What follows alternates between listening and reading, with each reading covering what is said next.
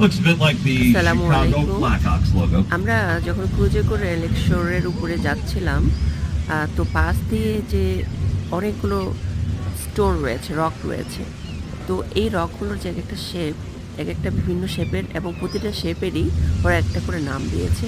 যেমন এই শেপটা দেখতে পাচ্ছেন, এটা হচ্ছে হেড শেপের মতো। মনে হচ্ছে একটা মাথা, তার উপরে যে চুল, এরকম মনে হচ্ছে। তো ওরা ওই শেপ অনুযায়ী প্রতিটা স্টোনের নাম দিয়েছে। বিউটিফুল মাশাআল্লাহ। আসসালামু আলাইকুম। আমরা আছি লেক শোরের বুকে। আর পিকচার রড ক্রুজে করে আমরা হচ্ছে লেকের সাইড ভিউটা আমরা দেখতেছি। এবং এখানে যে স্টোনগুলো যে শেপের রয়েছে, এখানে কিন্তু একেকটা স্টোনের শেপ অনুযায়ী তারা নামকরণ করেছে।